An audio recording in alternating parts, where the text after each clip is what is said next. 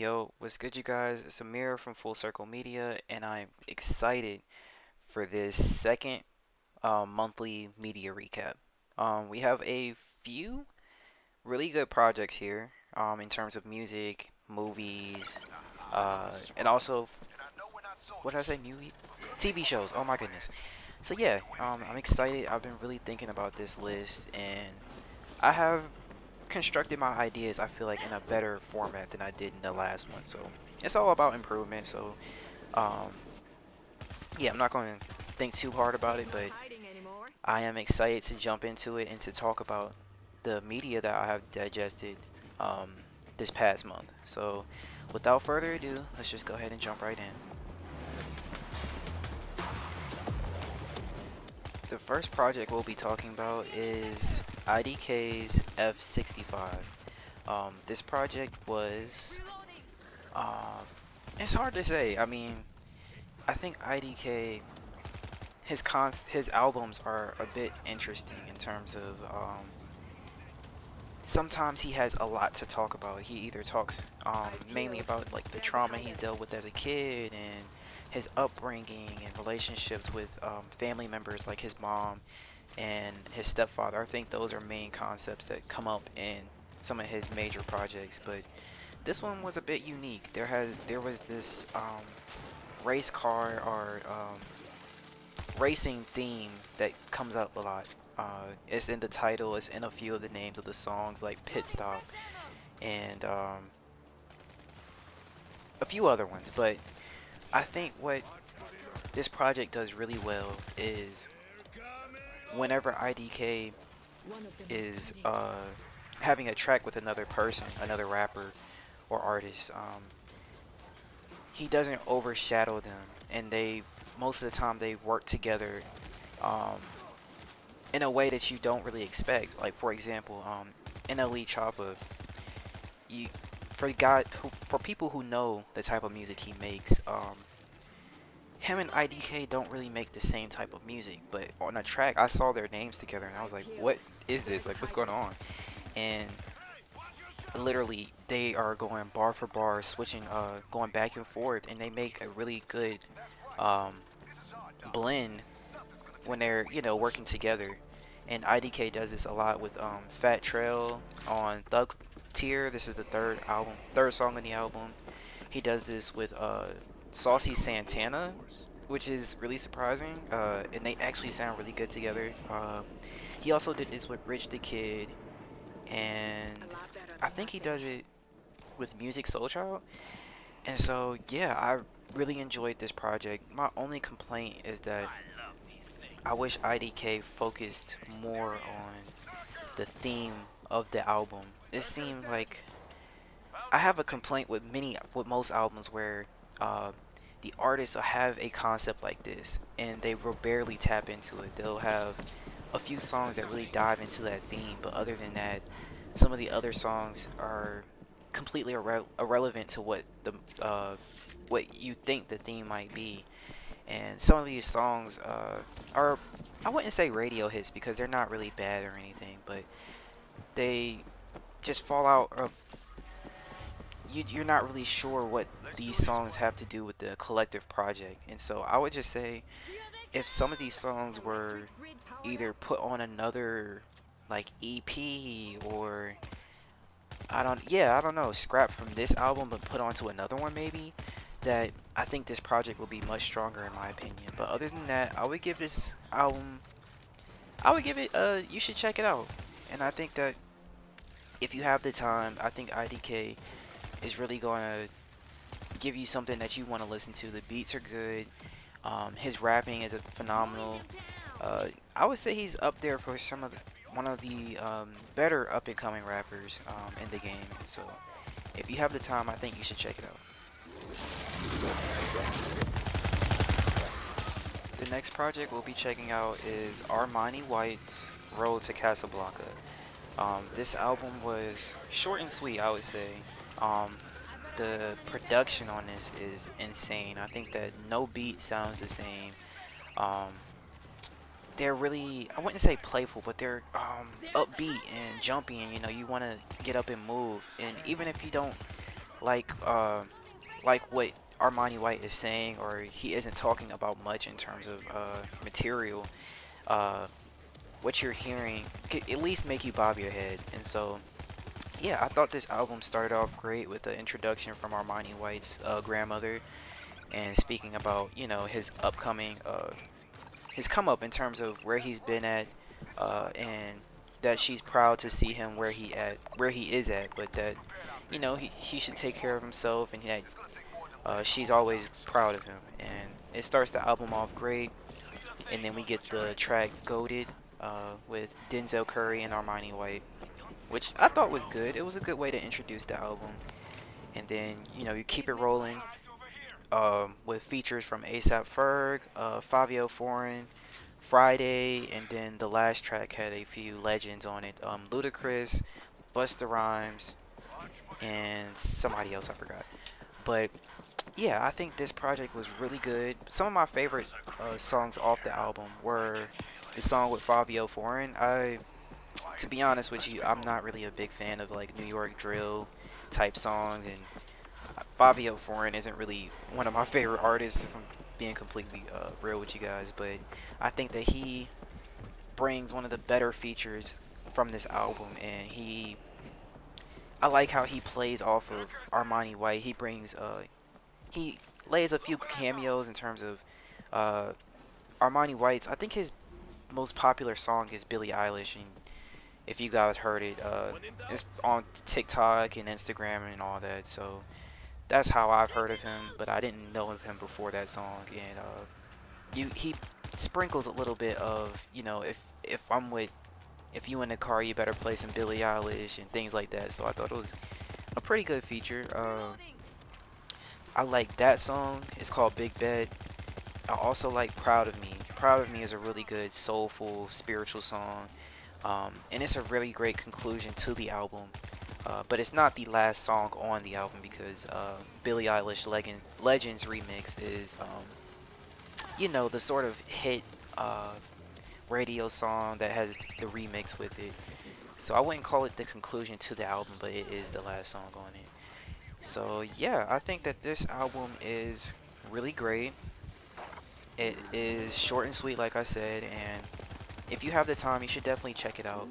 Um, my only complaint with it is that uh, it's a nitpick. I want to make sure nothing is perfect, and this album definitely isn't like a classic or anything. So I always want to offer some sort of criticism or something I think that could be improved in the next project. And I think some of these songs, uh, they don't really connect in terms of concept. I really want to know what the road to Casablanca means. Is that the come up? Is that where you're aiming to be?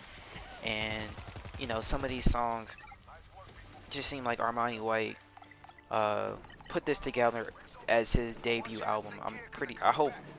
I don't know too much about his music, so I don't know if this is his first album, but I would, moving forward, I would probably focus on trying to have some type of connect between the songs. There's one song where we're talking about, I'm goaded to, I want to go ahead and rob your ex, and we should go rob that dude because he whack and all that.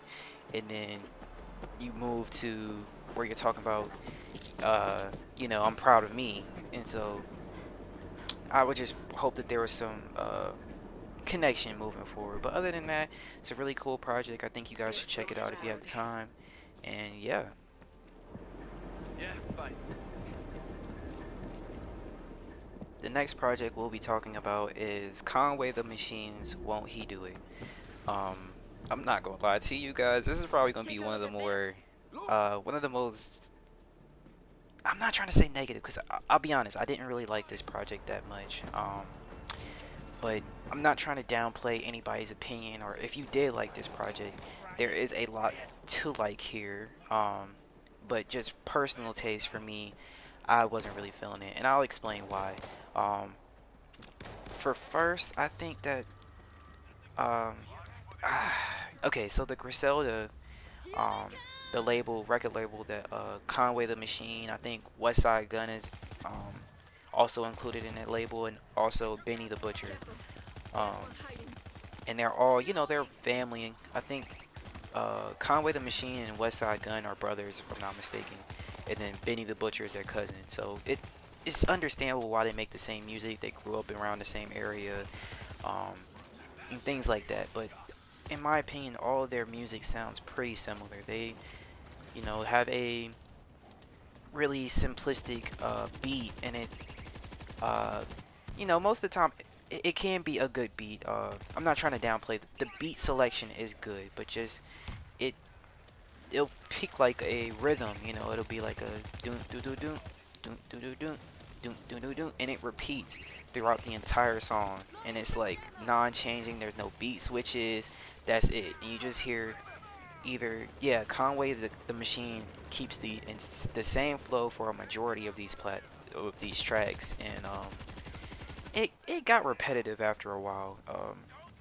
And also the subject material, what Conway the Machine and other guest appearances on this album, what they talk about, it's, to be honest, it's not what I never grew up living the type of lifestyle they live. I didn't have to um, rep a certain have a certain appearance, or be this guy, to portray myself to be this guy. I don't see women in the light that these guys see them. I'm not I didn't have to sell crack or anything like that. So there's, for people who have lived a similar life or understand the life that Conway the Machine and other people have lived, they might appreciate this album more than I did. But um, yeah, that type of talk just doesn't really do too much for me, and that's what the majority of the subject material for this album was. Um, but there were still songs to like on this project. Some of them were Flesh of the Flesh, or Flesh of My Flesh. That was the fifth song on the album, and this is where the beat selection, in my opinion, was a bit different. It wasn't the same as a majority of these tracks, and Conway the Machine is just going. He has one of his better lyrical appearances on this song, in my opinion. Um, I also liked The Chosen, and what other song did I like? I think that was about it. Yeah, so those two songs I think were really good and stood out amongst the rest, but a good majority of these sounds the same, and yeah, I think that if you are a fan of the artist, Conway the Machine, Benny the Butcher, and West Side Gun, that you might find something to like in this project. But personally, for me, it just wasn't for me, and that's okay. And yeah, this next project though was something really special.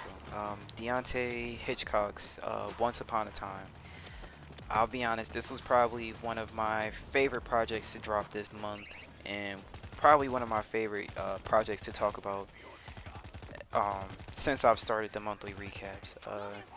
This album started off amazingly with Time of Our Lives, or Time of Their Lives, where Deontay Hitchcock is explaining to the listener that, once upon a time I met this girl and she became my world, and this is the story of pretty much how I met your mother. And the basis behind this album is Deontay Hitchcock has grown from, being somebody who has seen women as, I've got a whole bunch of women, and, I'm a user, and I'm gonna cut her off, to growing to appreciate, wow, this girl, I'm up here thinking about her all the time, and she's something special, to, to finally wrapping up the album with, I am about to have a child with this girl that I've seen that's so special to me, and I don't know where to go from this, but I know that I see the world of your mother, and am looking forward to meeting you one day. I thought that this album really connects. Like, every song relates to the theme of what this album is about, and even if it doesn't directly talk about this one specific girl, it's all centered around love, around growing as a person, and I thought this album was incredible. I think that Deontay Hitchcock is rapping his butt off. He is going crazy on every song, every single song, from in terms of singing to rapping to what he's talking about, the lyrics that he has is incredible.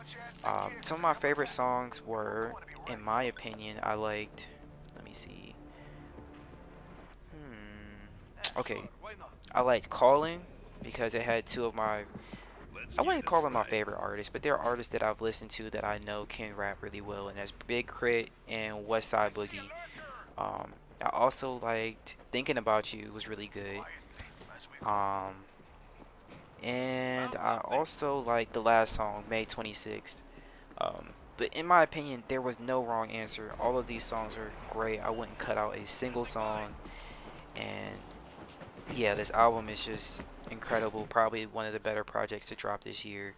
And definitely the best album to drop this month. And you know, it beats all the other projects on this list. So I would recommend this album 1000%. If you like rap, if you like slight R&B, there are R&B appearances here that I think that you'll enjoy, and I would definitely recommend it. Okay, I'm good. The next album we'll be talking about is Con Swank's Low Point Retreat. Um, this one is probably a underdog in terms of releases. And to be honest, I'm pretty sure most people haven't heard of who this guy is, so I'll just briefly introduce him. Um, if you guys have heard of Brockhampton, they're a boy band uh, who has a blend of hip hop, you know, alternative music, pop, all types of genres, and there are multiple members who all contribute their own type of style and musical taste into the music that they make as a collective. And Conswank is a part of his own collective that's called 99 Acres, and I also appreciate their the music that they make, and it's different. It's not the same as Brockhampton's, but um, they are similar in terms of being a collective who make music together. And Conswank is one of the more, I wouldn't say he's underrated in terms of the group, but he doesn't really he doesn't appear on all the tracks, but when he does, he has something to say, and his flow and his cadence I think are unique. And so when I heard that he was making his own project, I got really excited, and I was not disappointed. Um, I think Conswank, for these 9 songs that he has, he gives his own, I don't even know what to say. Oh my goodness, like he makes this project his own in a way that when you are making music for a collective, it can be easy to have your voice be overshadowed, or you know, not have much to say. You've only got a few lines to really add your input, but here he is giving his all. You know, you hear, you know, some of the things he's dealing with. You know, he is, I wouldn't call him an addict. I don't want to say that, but he does speak a lot about, you know, doing drugs and drinking and things like that, and you get a perspective on how he feels about it. You know, it's something that he does, that he talks a lot about, but that you can tell he doesn't do it just to do it. You know, he has low points, and there are times where he relies on it in order to feel good. But is that really a high? You know, is he fulfilled with the type of life that he's living? And he answers these questions on this project, which I really appreciate. Some of my favorite songs were Wrong Choices, which was one of the singles for this album, as well as Big City, which is another single that I had on replay for a minute. I would just play it in my car going to and from work. It's a really incredible song. Um, I don't really think there is a bad song on this album. I would say that uh, some of the the production choices on this album are a bit questionable. Not in a bad way. I just think that it can be hard to rap on um, a jazz inspired beat rather than a, you know, up tempo, upbeat type of song. Um, I probably would have been a little bit more selective with how many of those jazzy type of songs that I would have put, and I also would have been. I think some of the flow um, that, you know, Con Swank uses is a bit questionable on these sorts of beats. But other than that, this project is really great, and I think that if you would be willing to give him opportunity that I think that you won't be disappointed in listening to this album. This next project is one that I have a mixed opinion about, and it is Russ's Chomp Point 2, 2.5, excuse me, EP. I really don't know why Russ decided to create this album or this EP. Uh, I think that the appeal of somebody like Russ is that he is a multi uh what am I trying to say? He has multiple talents, and you know, he can sing really well, he can rap really well, he can the beat production and you know, the beats that he creates, he does them all by himself. And so he is a tank in terms of he's a talent, and I think he knows that, and he wants other people to know that. And so the appeal of uh the Chomp series is that Russ is giving it his all, and I think that Chomp Point 2, or excuse me, Chomp 2, his recent album, really set the bar high for me in terms of what to expect from him. You know, on that album, he had a lot of featured appearances, you know, and they're some of the best rappers in the game, you know, some of the best lyricists, and they are, you know, really challenging him to step out of not his comfort zone, but he really has to step up his game in order to be on the same level as these guys that are on the track with him, and he does a decent job at it. I wouldn't say that he is the best point on these albums, on that album, but I think that the beat selection on Chomp 2 was great, the features were great, and I think that Russ, in his own way, was great. But on this album, it doesn't make too much sense why he would put this out, in my opinion. I think that the beat selection here isn't really that varied. Most of the beats sound the same. I think Russ has he talks about the same source material. He's saying the same things as, you know, I think I'm the best in the game and y'all need to give me my respect. He goes to, yeah, I got your girl and she doing stuff to me, and um yeah, I just don't know. There was no standout song on this album, and most of this album was spent teasing another album that he has coming up that he says that he's going to drop in the summer. And I'm just confused as to why you didn't hold off on this. Or, I mean, I understand you wanting to feed, you know, there's no penalty, or there's no negative to releasing music when you want to on your time, and especially if you have something else cooking, you can hold your fans off by giving them a project. But I don't think that I would have labeled this a Chomp 2.5, or I don't know, because it doesn't really add too much to the series. I think that this one is a step down from what you had done in Chomp 2, and I'm hoping to look forward to something better with whatever project he drops next. So I'm not trying to hate, I really just didn't know. I expected a bit more from Russ, in my opinion, and I was slightly let down. So I'm not too sure if I would recommend this to anybody who isn't a Russ fan, or if you are a Russ fan, you know what you would expect more from him than this. And so I would probably give this a thumbs down. If you want to check it out, you can. It's not terrible. It's definitely not bad, but I just don't really recommend it. Somebody take out the loud one! One of the biggest surprises from this list of projects was Keke Palmer's Big Boss. As you guys might know, Keke Palmer is a movie star. She's a musical talent, and she is also, I think, getting into production, and she's very funny, so I would consider her a comedian if she doesn't already. And there's probably a whole different other labels that Keke Palmer can fall under. But she just recently became a mother and had a child not too long ago. I don't know what the date that she got pregnant and had her child, but it was fairly recent. And so when she announced that she'd be dropping an album, I thought she was doing too much. I mean, like, go ahead and sit down, like, relax. But she did her thing with this album.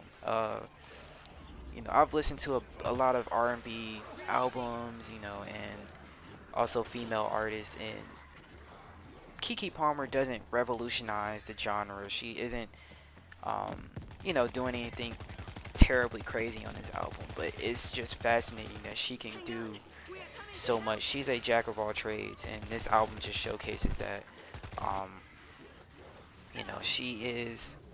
she adds her own sort of spin to the genre, though, in my opinion, which is you don't see too many people talking about how they should be treated, and setting the bar in terms of um, what a woman should be, and that is what Keke Palmer labels her album as a big boss. And she speaks on not taking a certain treatment. I'm not somebody that you can just step on. I'm somebody that you should be treating with respect. And she R&B artists talk about things like sex and stuff all the time, but on this album, Keke Palmer adds it. It's not something that she uses um, to gloat or anything like that, but she romanticizes it. She has a boyfriend. I think she has a boyfriend. I don't know if they're married, but I'm assuming that's who she's talking about on the album. But she references how I'm waiting for you to come home and things like that. And it's not in a hurtful or derogatory manner. She is adding. She makes music, at least for this project, that young women or growing up teenagers and adults can respect. That Keke Palmer is setting the standard. This is my love language. This is how I want to be talked to, and I feel like that isn't seen enough in the music game, where there can be some artists. I'm not trying to say all female artists do this, but sometimes there's the twerking and the over sexualization of the body and acts like that, that can be a little distraughting for you. Sometimes you can't even play some types of music, and it's not even just female artists that do this. There's also male artists that do it as well. But I think that Keke Palmer, this is the strength that she plays off of for this album. A few of the hit songs that I liked were, I liked Waiting. Waiting is one of my favorite songs on this album. Like, I recently got on a plane to Texas to go see my family, and on the plane ride back, I could have been watching movies, I could have had refreshments, I could have been doing all these different things, and I had this song on repeat for a good majority of the trip, the 2.5 hour flight back. It is a great song, and Keke Palmer has a great voice. Anybody who tells you differently is out of their mind. And I'm looking forward to any sorts of music that Keke Palmer makes going forward. I think that if you like R&B music and you're willing to step out of your comfort zone, you'll find something you like with this project. The second to last project that we're speaking of on this video is Amine and Kaytranada's Kaytramine, which is their like collective group name. This is their first project together as a group, and I think this project is very good. I think it's, in my opinion, the second best project to drop this this time around in terms of this month, excuse me. And the story behind it is that Amine, when he was growing up, not growing up, but when he was getting himself introduced into the rap game, he reached out to Kaytranada and asked him, you know, that he enjoyed his music and that he would love to collab with him and make music. And Kaytranada sent him beats for free, and that's helped with Amine's success, and now he is where he is. And so the two have a lasting relationship that only has been furthered now that they have reached this collective to where they are making music together as a group. And I think that Amine wastes no time on this album. I think that he takes full advantage of the opportunity that he has, and there is no weak performance from Amine on this album. Amine has lyrics for days. He's singing, he's rapping, he's ad-libbing, he's doing everything. And this album is great. There are a few standout tracks for me, which are Forever with Pharrell. This was a really good project, and Amine is full stop just going off. I also like Master P, but that's pretty biased because Big Sean is on there. For anybody that has heard me say Big Sean is my favorite artist, he's my favorite artist, and you know, he definitely has a standout feature on this album, but you know, I don't want to be biased, so I'm not gonna include that as one of my standout songs. I also like I featuring Snoop Dogg, and I think that Snoop Dogg and Amine make a really good duo, which you wouldn't really expect because you know, you think Snoop Dogg, and Amine isn't the first person that comes up, but this song is really great and one of my favorites off the album.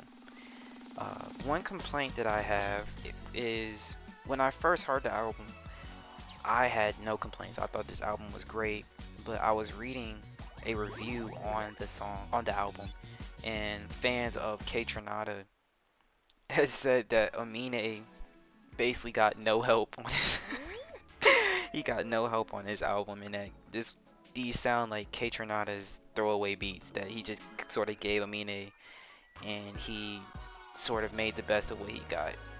And I didn't really agree at first. I was like, wait, what are you guys talking about? These beats sound great. They have this summer feel to them, and you know, there's nothing wrong with these beats in my opinion. But when I had a few listens back, I can understand where those fans might have been coming from. I think that some of the other projects that I've heard that K-Tronada had a contribution to were the internet. He has made beats for them in the past, and I think that they have had more style and more personality to them. Also, IDK had a collaboration album with K-Tronada in the past that had more identity, but I think that also is a bit different because that album was more of a concept album and had a lot to talk about, and so those albums had, you know, more varied beats and there was more components to them, but at the same time, I don't think that the beats are bad. I think that they're great. I just think that Amine definitely carried this album in terms of effort put into it, and I hope that for the future that, you know, these two can work together to make more music because this is great and I really enjoyed it, and I'm looking forward to their future relationship in terms of being a collective group. The last musical project we'll be talking about on this video is Clear 2 Soft Life EP by Summer Walker. I thought this album was incredible, and well, this EP was incredible. The big standout for me was To Summer from Cole, where J. Cole gives a feature to Summer Walker, where the song is also called Audio Hug, where he does just that and gives Summer Walker his support as being a black woman who has just given birth and also has I'm not too sure how many kids she actually has, but I'm sure she has more than two or more than one, and giving her support of what she's been dealing with in terms of, you know, having kids and dealing with multiple dudes who haven't been doing her right necessarily, and you know, women out there who are hating on her for the success and to where she's gotten to in life. And then Summer Walker also gives a very great musical interlude for her before she begins her album, where she talks about the relationships that she has with, you know, family who weren't necessarily there for her when she needed them to, and she expected more from them because as family, you know, that's what you expect, is regardless of what you have to go through, you know, that your family should be there for you. Um, you know, she also speaks of how she's had to mind her mouth in terms of, you know, if she doesn't watch what she says, she might deter a potential, you know, male partner.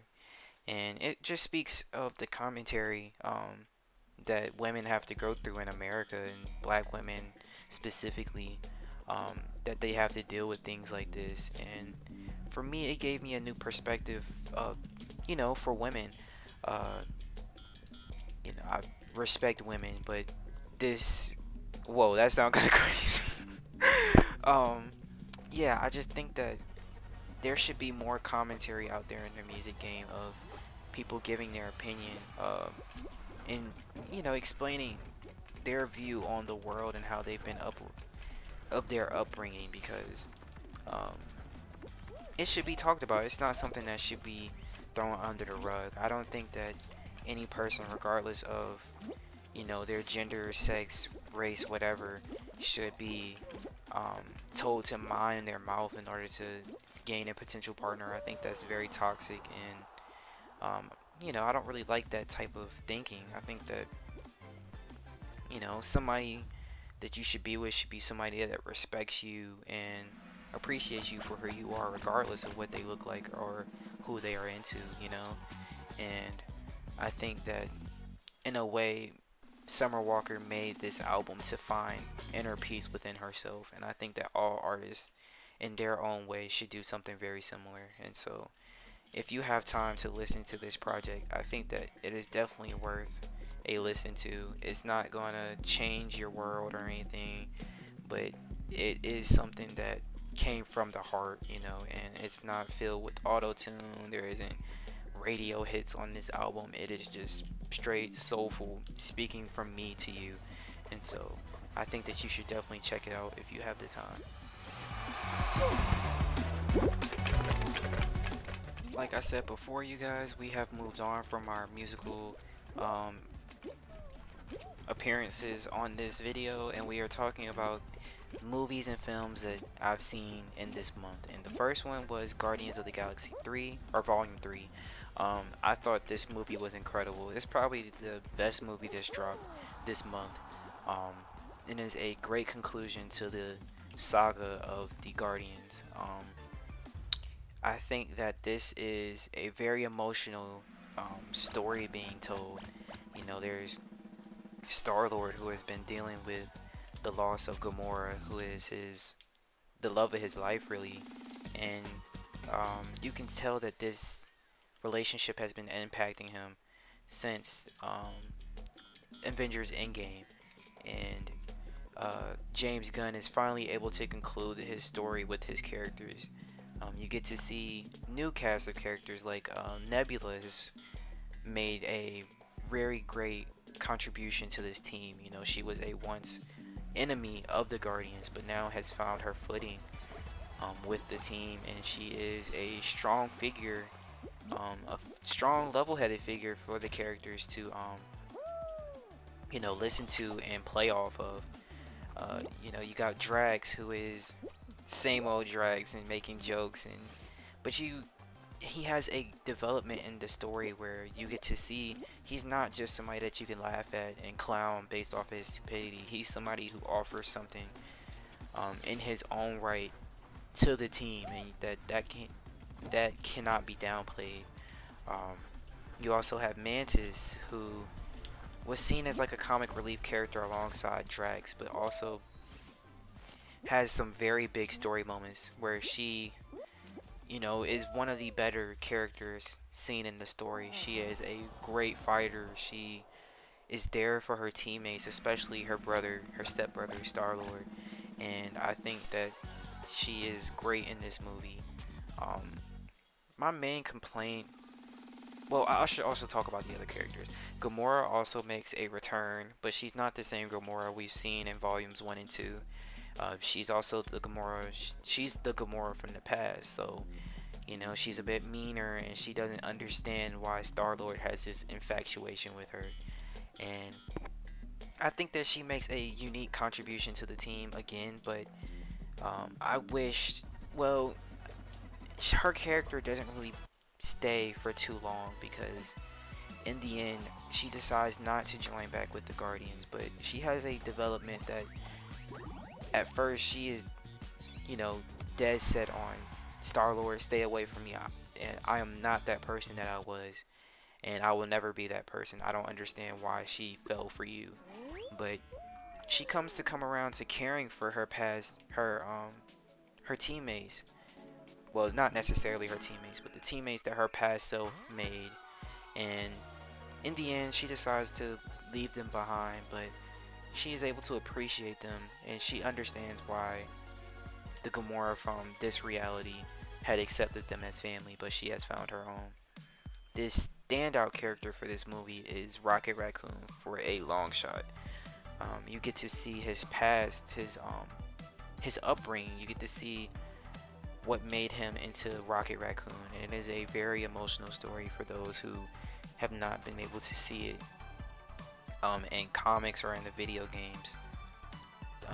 I recently learned about this story from the Guardians of the Galaxy video game that just dropped last year or 2 years ago. And in this story, it's a bit different, but there's also the High Revolutionary as the enemy for this story, and he is directly related to Rocket's past, as he wants to develop a future where there are no imperfections and that everything is perfect, and in his vision that he is the god of his civilization. And I think that the Guardians are a great adversary to his vision, and yeah, it's a great story. My major complaints with the movie were that two of the characters specifically, I forget the guy's name, but he is Sean, what's his name? Sean Gunn. He's, I think, a producer, but he also has a role as he was Yondu's assistant in the past. I forget his name. Oh my goodness. But he now uses Yondu's powers. He doesn't really have that big of a role. He does at the end of the movie, but I wish he would have joined along. He's also thrown into the main cast without much introduction. I mean, he joins in Volume 2, but you can just tell there's been some time skip, a jump between what has happened in Volume 2 to now. And I'm pretty sure if you've seen the Guardians of the Galaxy Christmas special, which I didn't get a chance to, that it would probably explain it, but I wish there was like a recap, or I wish he was actually added into the story to join these cast of characters for more, as well as Cosmo. Cosmo is completely just thrown into this cast. I'm not sure if she appeared in the Christmas special or not, but she's thrown in and she's barely talked about, and she repeats the same joke of, you know, her and Yondu's assistant guy, I forget his name, go back and forth on, oh, she's a bad girl, and he's, you know, he calls her a bad girl, and she holds a grudge against him for that, but in the end, they end up working together to save Nowhere. And yeah, I thought this movie was great. It just seemed in the previews for the movie, it seemed like there was going to be some great loss. I thought that a character was going to get lost. I thought that there would be more at stake for this conclusion, and there really wasn't. I mean, there was a threat on Rocky's life, but he, you know, makes it out alive. Star-Lord almost completely dies, but he's saved in the end, and these cast of characters don't get split up on their deaths, and they get split up on their personal desires. Star-Lord wants to visit his grandfather, who, if he had died at the end of the movie, he wouldn't have had a chance to see. And Mantis also steps away from the Guardians, as well as Nebula, and I think Drax steps away as well.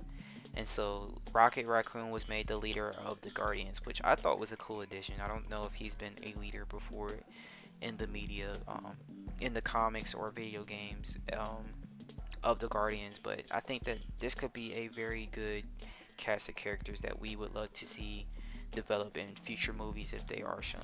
So this is one of the better movies, one of the best movies shown this month, and I think that if you are a Marvel fan, that you would be missing out not checking this out.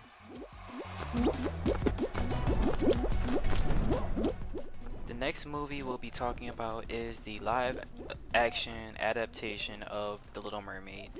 Um, I recently saw this movie not too long ago. I think it was a couple days ago, and I think that it was all right. I think Halle Bailey is one of the better uh, contributions to this live action adaptation. Her singing is phenomenal, and as a artist, she's not a actor, born actor. She's mainly a singer, but I think that her acting skills here are top notch. There's nothing to point out. She's incredible in the role, and I think that she was a great selection to play Ariel, regardless of your opinions on, oh, Ariel was white and had red hair, like really red hair. Well, guess what? There wasn't anybody who was chosen who was a better selection than Halle, and it shows. Um, I think that the animation was, it was decent. I don't really know if I like the literal, how Flounder's a lobster, or sorry, a crab, but like he looks like a real crab with big old eyes. I'm not sure if I really like that. I think with these live action adaptations from Disney movies, old Disney classics, that it would be okay to add a silly animation style to it. It doesn't have to be really photorealistic and, be seen in this world, because that's the whole point of it. Is a fantasy world. It's a fantasy element to these stories. And I think that it's okay to tap into that the even in a live action adaptation. Um, I think that the actor who played Eric, in my opinion, in terms of looks, he played the role well, but his singing wasn't that great. And yeah, I didn't really care for his singing. But I think that Melissa McCarthy played a really good Ursula, and the changes made to the story, um, with Ursula not being a squid, but also she's an octopus, I think. And there's a few other like small changes that were made to the story that I think were phenomenal, and great ways to divert from the original story.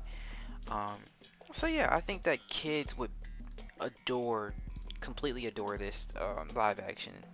And the kids that I would talk to at work, I work at a recreation center, um, work for their after school, and the kids I talk to love this movie. I think that The Little Mermaid is somebody that they can look up to, and especially young black girls. And so I think that this movie is great for that. I'm not too sure if adults will find the same pleasure that a child would in this adaptation. I know that my girlfriend, she was a Little Mermaid fan, I think, when she grew up, and she was telling me that there wasn't really too much here that she didn't already expect from the original story. There were some things that were changed to better enhance the story, but just overall, it didn't really change her opinions on The Little Mermaid as a story. And yeah, she didn't really get too much out of it, and so I think that kids would really benefit from watching this, and they'll love it, especially if they haven't seen the first animated movie. And so yeah, I think that it was great. If you have an attachment to Little Mermaid, you definitely won't be disappointed. And yeah,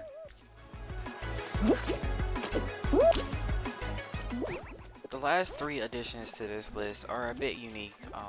These movies and TV shows were not released in May, but they are forms of media that I digested in the month, so I thought I would include them. And the first one was John Wick. I had never, well, that's a lie. I watched the third movie. I watched the first movie, but like I saw it in bits and pieces, and then I saw the third movie also in bits and pieces, but out of context. So I didn't really get to digest the movies in the form that they should have been, with 1, 2, and 3. So I didn't get the full story basically. But the John Wick movies are really incredible.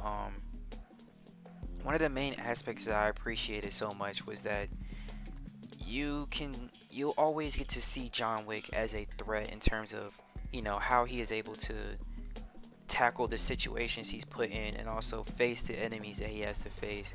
But the introduction to John Wick's character is done very well in terms of, he is a retired hitman who, at the beginning of the story, he isn't in the game. He is dealing with the death of his wife, and you can see how it really torments him. He has a hard time sleeping, and he has to find purpose in life.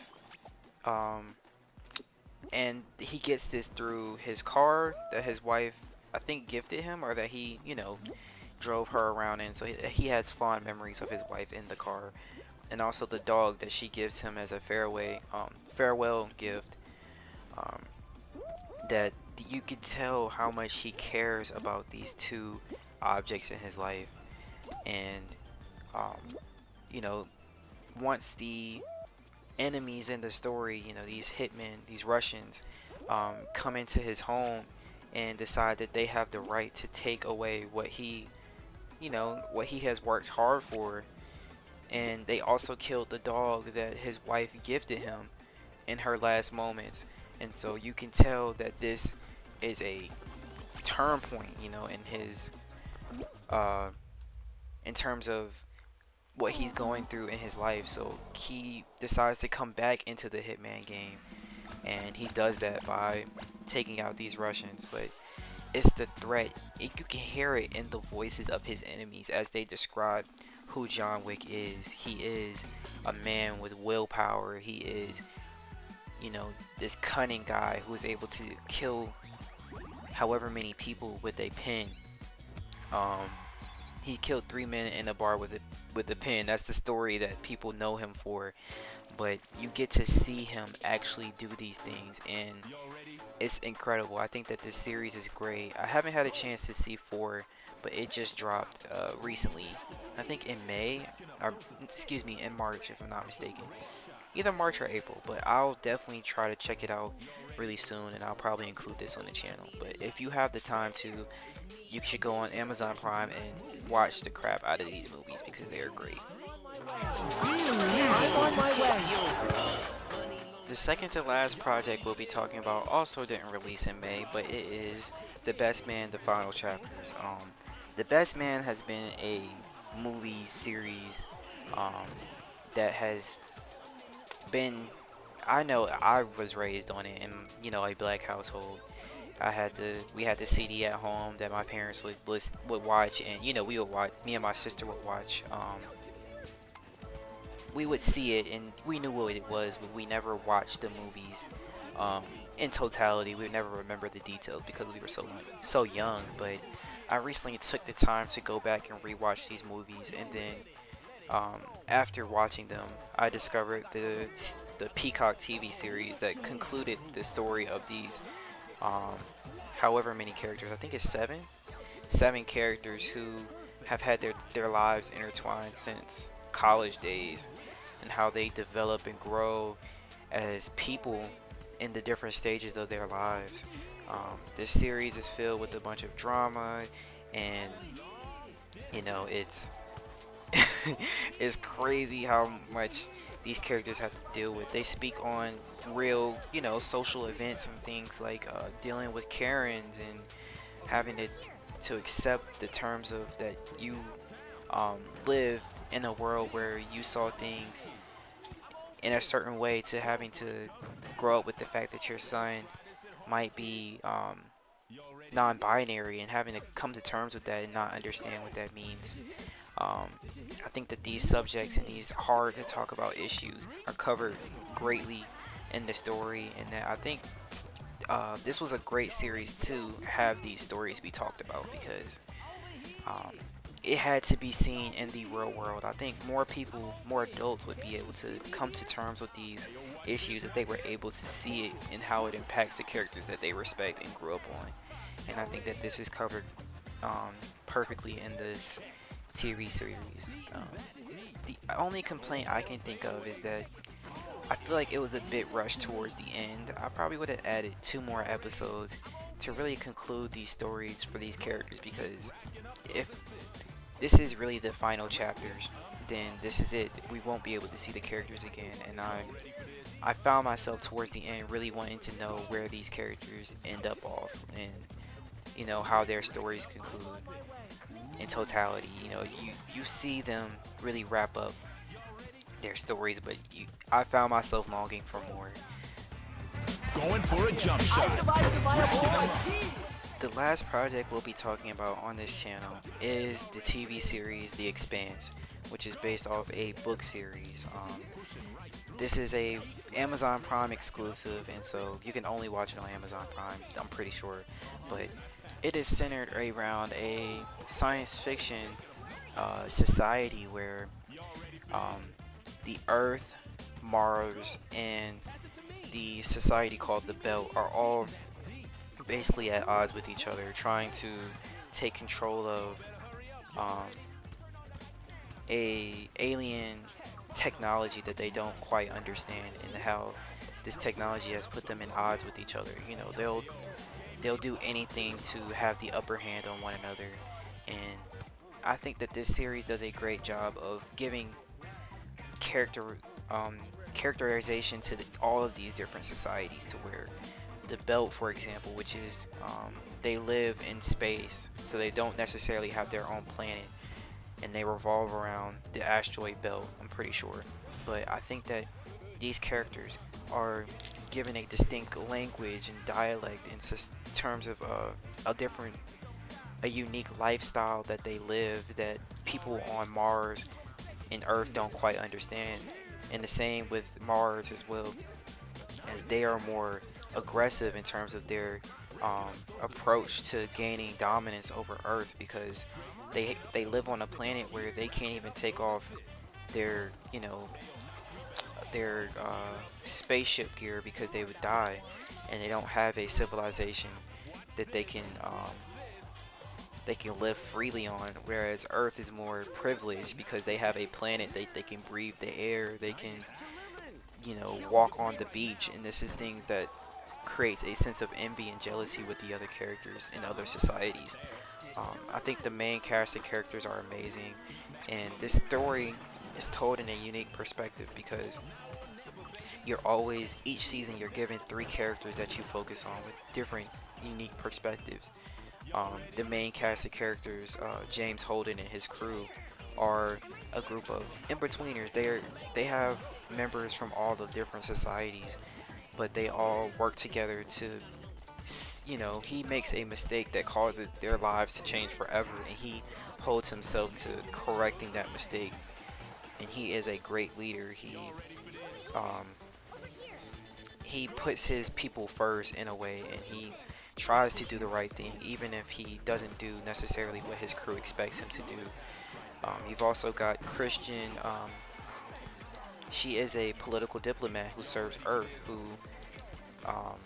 you would expect to be selfish and entitled, but she speaks and stands up for what is right, and she will stand with and stand against whoever she needs to in order to place herself in an environment where she feels she should thrive in. There are also a bunch of other characters, but their story is incredible, and I love the series so far. I didn't just start watching this month, but I returned to it this month, and I thought that I would speak on it because there is a video game series made by Telltale Games, who, if you guys haven't heard, they made the Walking Dead video game, as well as Batman. They've made Game of Thrones and a few other main IP games, and they're picking up The Expanse next. And so there's a game coming out in July, I think it's July 26th, with a character from this series whose name is Drummer. She isn't necessarily a main character, but I've heard that she has an impact in the story, a greater impact in the story later on in the series. And so I'm interested to finish up this story before July, because I would love to cover that game on the channel.